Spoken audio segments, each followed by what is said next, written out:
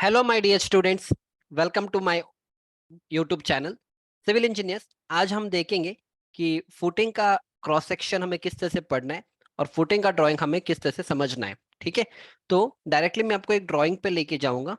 So this is a one drawing. यहाँ पे एक ड्राइंग है, राइट। तो what is the name of this drawing? देखो, जब भी आपको कोई ड्राइंग दिया जाता है ना, आप ये सारी चीज छोड़ दो, डायरेक्टली राइट की तरफ आप देख लेना। एक तो राइट की तरफ यहाँ पे नोट्स लिखा है, ठीक है। अब नोट्स के बाद नेक्स्ट यहाँ पे क्या लिखा रहेगा? क्लाइंट कौन है, मतलब घर कौन बना रहे हैं या बिल्डिंग किसका है, आर्किटेक्ट कौन है और स्ट्रक्चरल कंसल्टेंट कौन है।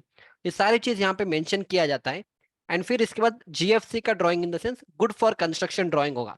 फिर किसने डिजाइन किया, किसने ड्राइंग किया, वो सारी चीज यहाँ पे लिखा रहेगा। अब मेन चीज क्या है कि क्या ड्राइंग का नाम क्या है, राइट। फॉर दैट हमें क्या करना है, यहाँ पे लिखा रहेगा ड्राइंग टाइटल।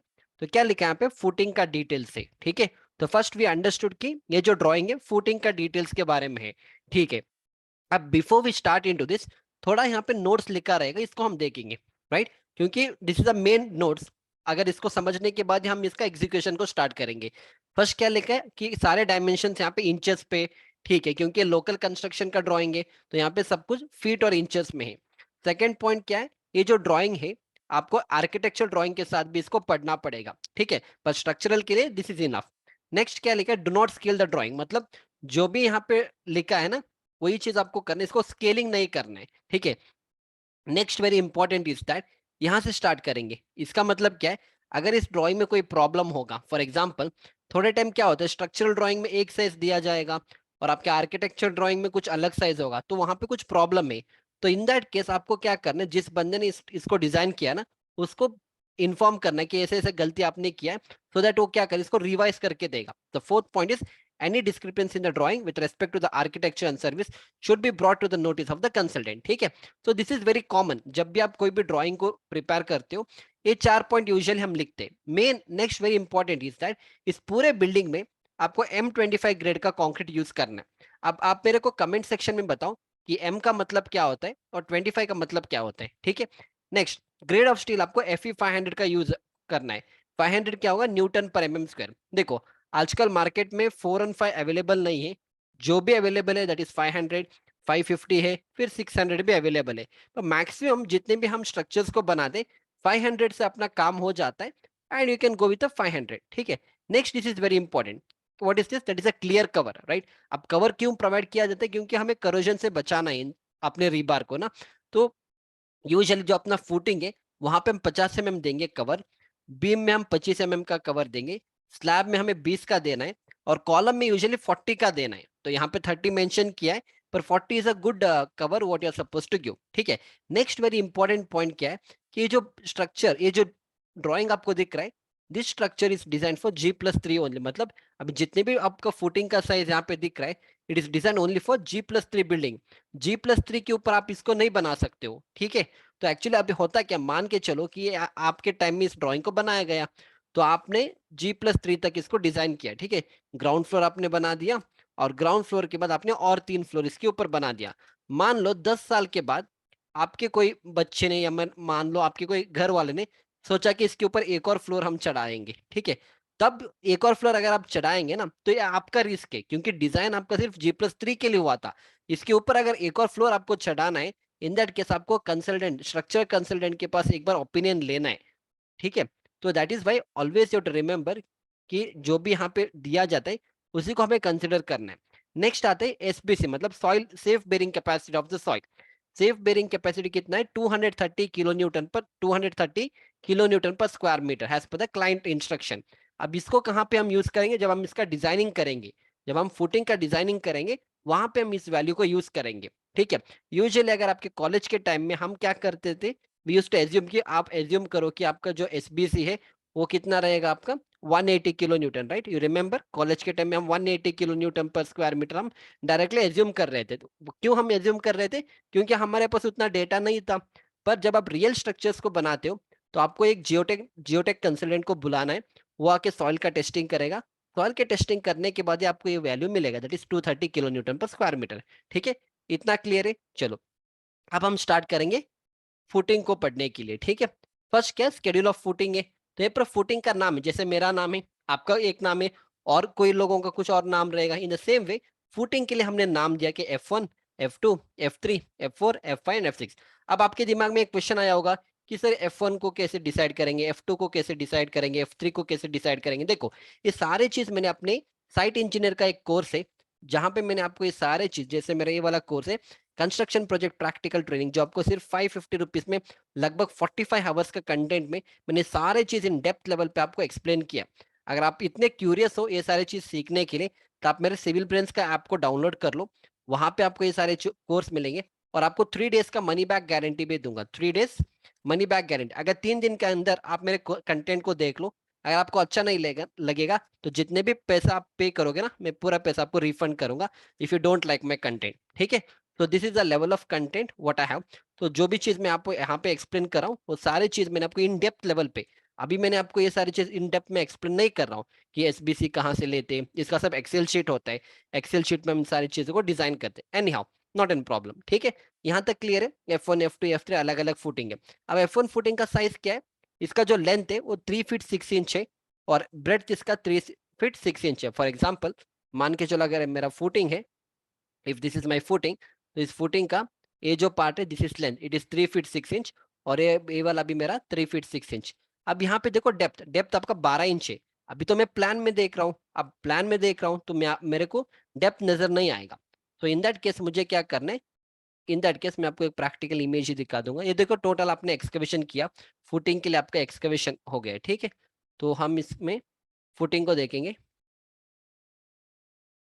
देखो आपको इस तरह से पढ़ाया जाता है जब आप मेरे कोर्स में एनरोल करते हो, तो इन सारे चीज मैंने आपको 1 बाय 1 मैंने आपको एक्सप्लेन किया है। ठीक है, या दिस इज माय फुटिंग। अब ये फुटिंग है मेरा 3 फीट 6 इंच इस तरफ और ये मेरा 3 फीट 6 इंच है। ठीक है, अब इस फुटिंग का डेप्थ आपको कितना रखना है, ये फुटिंग का डेप्थ आपको कितना रखना है, अगेन वो ड्राइंग में दिया गया है कि आपको 12 इंच रखना है। 12 इंच मतलब 300 mm मतलब 1 फीट। तो जब हम इसका कॉन्क्रीटिंग करेंगे ना, तो हम यहाँ पे 1 फीट तक इसका हम कॉन्क्रीट को डालेंगे, फिर वाइब्रेटर को यूज करके इसका पूरा कॉम्पैक्शन करेंगे। राइट, इतना समझ में आ गया। तो मैंने आपको एक फुटिंग का समझा दिया। अब explain you for one footing. In the same way F2 footing का भी सेम वैसे ही रहेगा। F2 फुटिंग का साइज कितना हो जाएगा, 5 फीट 6 इंच है इसका लेंथ और ब्रेड्थ इसका 5 फीट है। इसका डेप्थ कितना हो जाएगा, 15 इंच। तो इस तरह से F1, F2, F3, F4 अलग अलग फुटिंग को हम डिजाइन करेंगे। अब F1 F2 कैसे डिसाइड करेंगे, that is explain in my course. ठीक है, इतना क्लियर है या। अब इसके बाद नेक्स्ट क्या होगा, आपका रीइंफोर्समेंट के बारे में, मतलब फुटिंग का हो गया, फुटिंग तो हो गया, पर यहाँ पे आपको दिख रहा है सारे हमने रीइंफोर्समेंट को प्रोवाइड किया ना, फुटिंग का रीइंफोर्समेंट है। अब इस रीइंफोर्समेंट को कैसे पढ़ेंगे, देखो ऑल दिस आर रीइंफोर्समेंट। ठीक है, ये सारी चीज मैंने पीसीसी किया, पीसीसी के बाद हम क्या करेंगे, इस तरह से रीइंफोर्समेंट मेश को हम अरेंज करेंगे। अब इन रीइंफोर्समेंट मेश को जब हम अरेंज करेंगे, जैसे यहाँ पे भी मैं आपको एक और रीइंफोर्समेंट,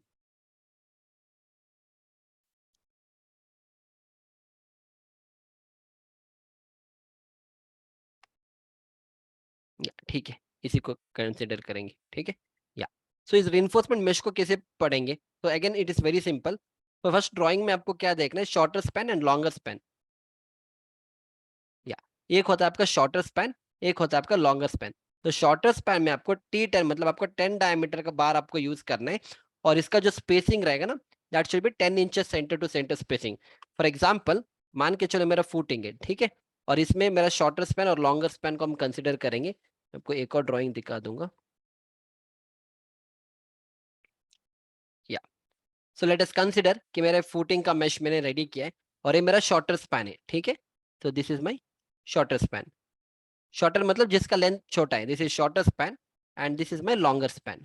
ये हो जाएगा मेरा लॉन्गर स्पैन। ठीक है, अब जब भी हम बार को डालते हैं ना, शॉर्टर स्पैन में मेरा फर्स्ट बार आएगा, उसके बाद बार आएगा मेरा लॉन्गर स्पैन में। ठीक है, तो हम क्या करेंगे, अभी शॉर्टर स्पैन में क्या लिखा है यहाँ पे in the drawing, shorter span में लिखा है कि आपको 10 डायमीटर का सरिया यूज करना है at 10 inches centre to centre spacing. तो प्रैक्टिकली हम क्या करेंगे, यहाँ पे आपको सरिया दिख रहा है, कैन यू सी द, ये आपका 10 डायमीटर का बार है। ठीक है, ये सारे 10 डायमीटर का बार है और ये आपका इन दोनों बार के बीच में जो स्पेसिंग है ना, ये जो spacing this is 10 inches centre to centre spacing. तो इस तरह से हम क्या करेंगे, हर एक बार को हम अरेंज करेंगे। तो शॉर्टर का हो गया, इन द सेम वे यहाँ पे लॉन्गर का भी होगा, मतलब इस तरफ भी आपको बार लगाना पड़ेगा। ये हो जाएगा आपका लॉन्गर डायरेक्शन। अब लॉन्गर डायरेक्शन में कौन सा डायमीटर का बार यूज करना है, उसके लिए अगेन ड्रॉइंग में लिखा रहेगा कि यहाँ पे आ जाओ, ड्रॉइंग में देखो लॉन्गर स्पैन लिखा है ना, तो यहाँ पे भी आपको 10 डायमीटर का इस बार यूज करना है at 10 inches centre to centre spacing. तो प्रैक्टिकली हम क्या करेंगे, यहाँ पे भी 10 डायमीटर का ही बार यूज करेंगे और इन दोनों के बीच में जो स्पेसिंग हमें रखना है 10 इंचेस हमें रखना है। इतना क्लियर है? तो एक और क्वेश्चन आपके दिमाग में आया होगा, वो सब ठीक है सर, पर ये जो यहाँ पे बेंड किया है, can you see the bend यहाँ पे और यहाँ पे, ये बेंड हमें कितना रखना है? देखो उसके लिए क्या होगा, जब आप ड्राइंग को पढ़ते हो, when you read the drawing, drawing में क्रॉस सेक्शन रहेगा, ठीक है? तो this is my cross section, ये मेरा फुटिंग का क्रॉस सेक्शन है। तो इस फुटिंग का क्रॉस सेक्शन में आप देखो यहाँ पे, ये जो आपको बेंड दिख रहा है, this bend you can see, तो बेंड यहाँ पे कितना दिया, 6 इंच का बेंड है। दैट मीन्स 6 इंच का मतलब कितना हो जाएगा, 150 mm। तो आपको ये जो बेंड है ना 150 mm आपको रखना है। तो थोड़े ड्राइंग में इसको दिया जाता है, थोड़े ड्राइंग में नहीं दिया जाता है, नो प्रॉब्लम। अगर दिया जाता है डायरेक्टली इसको कंसिडर करेंगे, अगर नहीं देंगे तो क्या करेंगे, what ever is the depth of your footing, उसको हम ऊपर से कवर और नीचे से कवर, कवर कितना है 50 mm। कहाँ से मिलेगा 50 mm? Again it is mentioned here कि फुटिंग में मेरे को 50 mm का कवर लेना है, तो ऊपर से 50 mm एंड नीचे से 50 mm निकालेंगे, जो भी मिलेगा वो मेरा यहाँ पे एल रहेगा। ठीक है, इतना क्लियर है? चलो, so I hope you have enjoyed my lecture. तो मैंने बस आपको ना थोड़ा ही एक्सप्लेन किया फुटिंग के बारे में, ठीक है, कि F1 फुटिंग ऐसा होता है, बार को हमें ऐसा लगाना होता है, shorter span and longer span. Next lecture में हम कंबाइंड फुटिंग के बारे में भी देखेंगे कि कंबाइंड फुटिंग में हमें किस तरह से बार को देना है, क्योंकि देखो यहाँ पे ये बॉटम स्टील है, टॉप स्टील आपको आइसोलेटेड फुटिंग में नहीं मिलेगा, इसलिए यहाँ पे पूरा डैश है। ये आपका आइसोलेटेड फुटिंग है, मतलब एक फुटिंग और उसके ऊपर एक कॉलम है। पर जब आप CF मतलब कंबाइंड फुटिंग रहेगा, वहां पे आपका बॉटम का भी रिइंफोर्समेंट आएगा और टॉप में भी आपको रिइंफोर्समेंट आएगा। दैट इज वाई टॉप में भी शॉर्टर स्पैन का बार आएगा और लॉन्गर स्पैन का बार आएगा। तो अगले लेक्चर में हम देखेंगे कंबाइंड फुटिंग का ड्राइंग को कैसे पढ़ा जाता है। एंड देन इसके बाद और भी बहुत सारी चीजें हैं, जैसे कॉलम का रिइंफोर्समेंट हो गया, फिर कॉलम का लेआउट कैसे पढ़ा जाता है, कॉलम का ओरिएंटेशन, वो सारे चीज जितना जितना हो सकता है हम यहाँ पे एक्सप्लेन करेंगे। पर अगर आपको ये सारी चीजें ना स्ट्रक्चर्ड वे सीखना है ना, तो आपके पास एक ही ऑप्शन है, आप इन कोई भी आप 75 डेज वाला कोर्स ले सकते हो, जहाँ पे हमने आपको site engineering, quantity estimation, drawing, reading, advance site engineer के कॉन्सेप्ट्स को मैंने यहाँ पे कवर किया है। तो इस तरह से आपको सारे ना इंटरव्यू प्रिपरेशन का कोर्स, तो इस तरह से हमने हर एक चीज आपको पीपीटी के थ्रू हर एक चीज आपको एक्सप्लेन किया है कि एसेंट्रिक फुटिंग क्या होता है, कंबाइंड फुटिंग, देखो ये कंबाइंड फुटिंग होगा, राइट? देखो यहाँ पे नीचे भी आपको बार दिख रहा है, सो नीचे भी आपको बार दिख रहा है एंड ऊपर भी बार है, so this is combined footing. क्यों? एक कॉलम यहाँ पे, दूसरा कॉलम, फुटिंग एक ही है, इसके ऊपर दो कॉलम है ना, so this becomes my combined footing. तो इस तरह से, और उसके बाद स्टेप फुटिंग क्या होता है, इसके पीछे क्या रीजन है, हर एक चीज मैंने आपको पूरे कोर्स में ना इस तरह से पीपीटी के साथ, एंड कंक्रीट का क्वांटिटी कैसे निकालते हैं, सीमेंट का हर एक चीज मैंने आपको पीपीटी के साथ, इवन स्ट्रक्चर इंजीनियरिंग के कॉन्सेप्ट, बीम का साइज कैसे डिसाइड करेंगे, कॉलम का साइज कैसे डिसाइड करेंगे, हर एक चीज मैंने आपको मेरे पूरे कोर्स में एक्सप्लेन किया। आप वहां से भी सीख सकते हो, so that you get a wonderful knowledge, जो आपको कहीं ऑनलाइन दूसरे कहीं पे भी नहीं मिलेगा। उस लेवल का कंटेंट आपको यहाँ पे मिल जाएगा। जैसे यहाँ पे देखो, ये 75 डेज का एक कोर्स है, और 75 डेज इंटर्नशिप के कोर्स में आपको कंटेंट में जाना है, तो यहाँ पे इंग्लिश लैंग्वेज में भी अवेलेबल है, हिंदी लैंग्वेज में भी अवेलेबल है। तो हिंदी लैंग्वेज में आपको साइट इंजीनियर का कोर्स मिलेगा, फिर आपको ड्राइंग रीडिंग का कोर्स मिलेगा, जहाँ पे आपको हर एक ड्राइंग मैंने G+1, G+3, G+5 हर एक बिल्डिंग का मैंने यहाँ पे एक्सप्लेन किया है आपको। एंड इसके बाद आपको इंटरव्यू प्रिपरेशन का भी एक कोर्स मिलेगा, जहाँ पे मैंने सारे इंटरव्यू में जो भी क्वेश्चन पूछा जाते हैं हर एक चीज़ का मैंने आपको टू द पॉइंट एक्सप्लेनेशन दिया है। तो वो सारे चीज़ मैंने यहाँ पे एक्सप्लेन किया है, right? So if I interested you can enrol, otherwise of course मेरा फ्री कंटेंट आपको मेरे चैनल पे मिलेगा, you can learn from here also. Okay, so please like and subscribe to my channel and we'll see you back in the next lecture. Thank you.